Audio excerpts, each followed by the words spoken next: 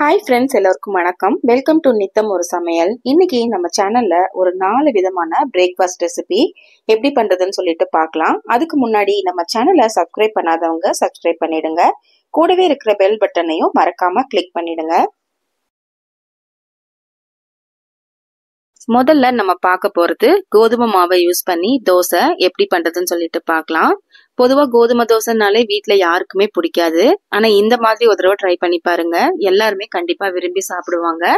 இப்ப இதை பண்றதுக்கு 2 கப் கோதுமை மாவை ஒரு பாத்திரத்துல எடுத்திருக்கேன். அதுக்கு தேவையான உப்பு சேர்த்துட்டு ஒரு தடவை நல்லா மிக்ஸ் பண்ணிக்கலாம்.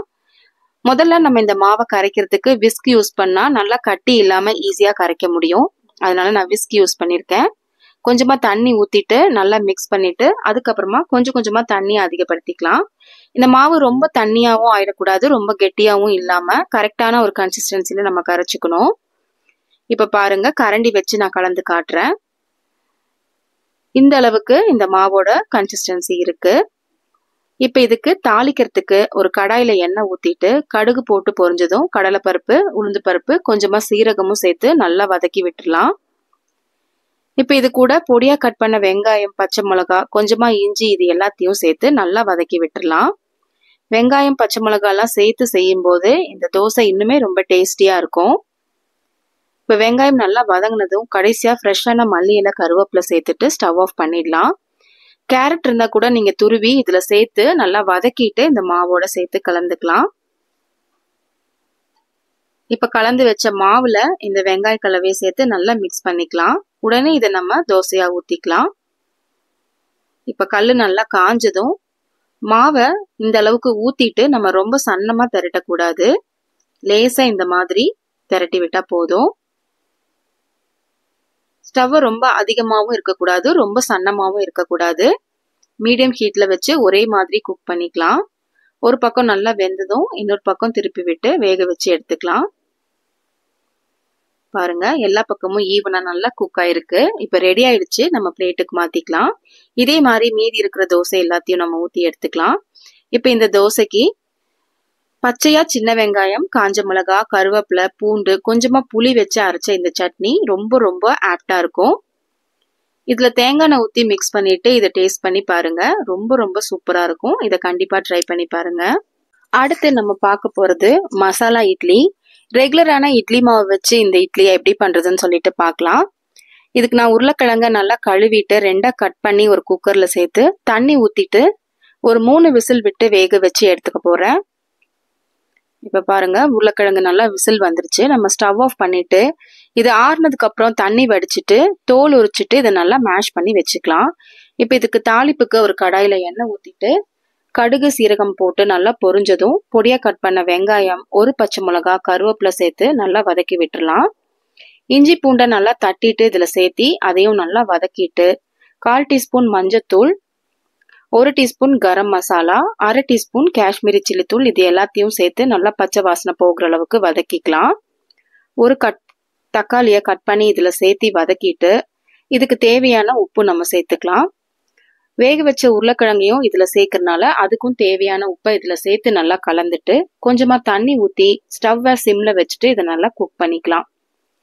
இப்ப வெங்காயம், தக்காளி எல்லாம் நல்லா ஓரளவுக்கு வதங்கிடுச்சு. இப்ப நம்ம மசிச்சு வச்ச உருளைக்கிழங்கையும் இதுல சேர்த்துட்டு நல்லா ஒண்ணா கலந்து விட்டுடலாம். பாருங்க, இதெல்லாம் நல்லா ஒண்ணு சேர்ந்து வந்துருச்சு. கடைசியா மல்லி இலையும் தூவிட்டு நம்ம ஸ்டவ் ஆஃப் பண்ணி வச்சிடலாம்.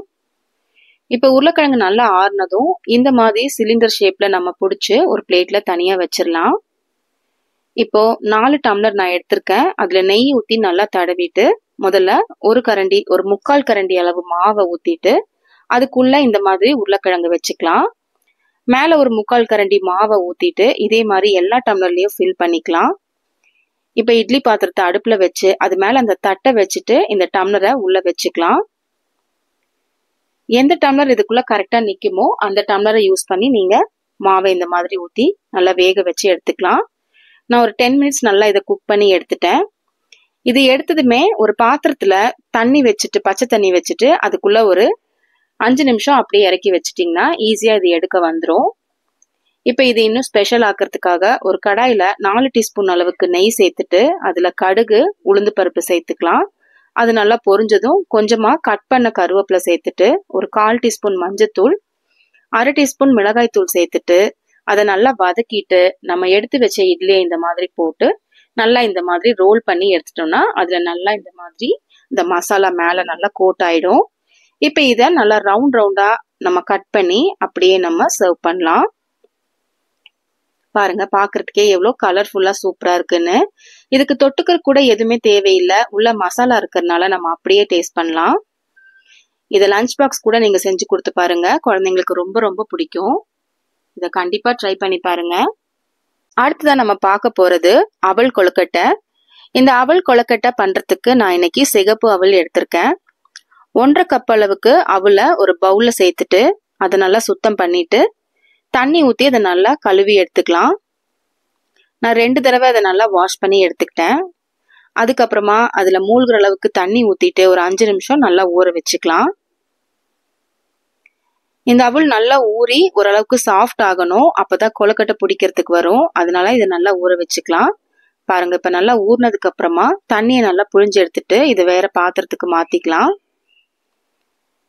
இப்ப இந்த கொழுக்கட்டைக்கு நம்ம தாளிப்பு செய்ய போறோம். அதுக்கு ஒரு கடாயில எண்ணெய் ஊத்திட்டு கடுகு போட்டு அது நல்லா பொரிஞ்சதுமே கடலைப்பருப்பு, உளுத்தம் பருப்பு, சீரகம் இது எல்லாத்தையும் சேர்த்து நல்லா வதக்கிக்கலாம். கடலைப்பருப்பு, உளுத்தம் பருப்பு எல்லாம் அதிகமா சேர்க்கும் போது கொழுக்கட்டை ரொம்ப டேஸ்டியா இருக்கும்.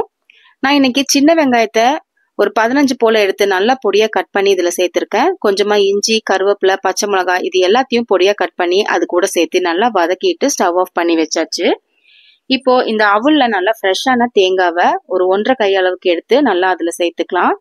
தேங்காவும் எவ்வளவு சேர்க்கிறோமோ அந்த அளவுக்கு ரொம்ப டேஸ்டியா இருக்கும். இப்ப இதுல வதக்கின வெங்காயம், ஃப்ரெஷ்ஷான மல்லி இலை சேர்த்துட்டு ஒரு தடவை நல்லா மிக்ஸ் பண்ணிட்டு இந்த கொழுக்கட்டுக்கு தேவையான உப்பு நம்ம சேர்த்துக்கலாம். உப்பு சேர்த்துட்டு நல்லா அழுத்தம் கொடுத்து பிசையணும், அப்பதான் இது நல்லா கொழுக்கட்டை ஷேப் பிடிக்கிறதுக்கு வரும். இப்ப பாருங்க, இதை நல்லா பிசைஞ்சாச்சு. இதை நம்ம கொழுக்கட்டையா பிடிச்சு ஒரு பிளேட்ல எடுத்து வச்சுக்கலாம். இப்ப இட்லி பாத்திரத்துல தண்ணி ஊத்திட்டு அது மேல பிளேட் இல்லைன்னா இந்த மாதிரி ஒரு பாத்திரம் இருந்தா கூட நீங்க வச்சுட்டு நான் இதுல உள்ள துணி வச்சிருக்கேன். அது மேல இந்த கொழுக்கட்டை எல்லாத்தையும் அடுக்கிட்டு ஒரு 10 நிமிஷத்துக்கு நல்லா குக் பண்ணி எடுத்துக்கலாம். அவல் ரொம்ப சீக்கிரமாவே வெந்துடும். இப்ப பாருங்க, நல்லா வெந்து ரெடி ஆயிடுச்சு. இதை நம்ம ஒரு பிளேட்ல எடுத்து மாத்தி வச்சுக்கலாம்.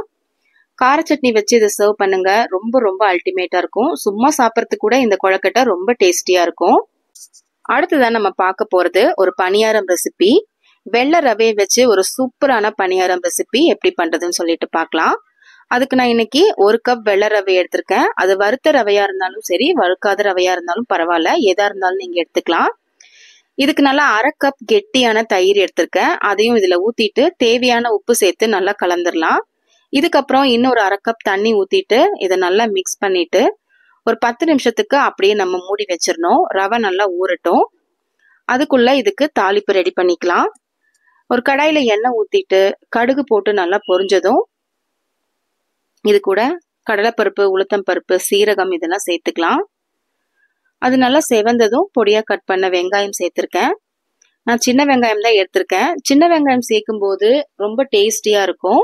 இது கூட கொஞ்சமா பொடியா கட் பண்ண கருவேப்பிலை, ஒரு பச்சை மிளகா, கொஞ்சம் இஞ்சி இது எல்லாமே சேர்த்திருக்கேன். ஒரு கேரட்டை நல்லா பொடியா கட் பண்ணி சேர்த்திருக்கேன். கொஞ்சம் பீன்ஸையும் அதே மாதிரி பொடி பொடியா கட் பண்ணி சேர்த்து இது எல்லாத்தையும் நல்லா வதக்கிக்கலாம். ரொம்ப பொடியா கட் பண்ணும்போது தான் சீக்கிரமா அது குக் ஆயிடும். இப்ப இதுக்கு தேவையான உப்பு சேர்த்து நல்லா வதக்கிட்டு இது நல்லா வதங்கினதும் நம்ம ஸ்டவ் ஆஃப் பண்ணிடலாம். இப்ப ஊற வச்ச ரவை கூட இந்த காய்கறிகளையும் ஃப்ரெஷ்ஷான மல்லி இலையும் சேர்த்துட்டு இன்னும் கொஞ்சம் தண்ணி ஊத்தி இதை நல்லா நம்ம மிக்ஸ் பண்ணிக்கலாம். ரவை 10 நிமிஷம் ஊறும் போது ரொம்ப கெட்டி ஆயிடுச்சு. இப்ப அதனால இன்னும் கொஞ்சம் தண்ணி சேர்த்திருக்கோம்.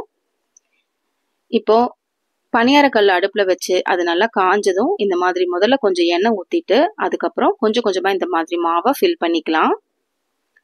ஸ்டவ்வை மிதமான ஹீட்ல வச்சு இது நல்லா குக் பண்ணிக்கோங்க, இல்லைன்னா உள்ளுக்குள்ள வேகாம மேல மட்டும் நல்லா வெந்திருக்கும். இப்ப பாருங்க, நல்லா ஒரு பக்கம் குக் ஆயிடுச்சு. இன்னொரு பக்கம் திருப்பி விட்டு நல்லா வேக வச்சு எடுத்துக்கலாம்.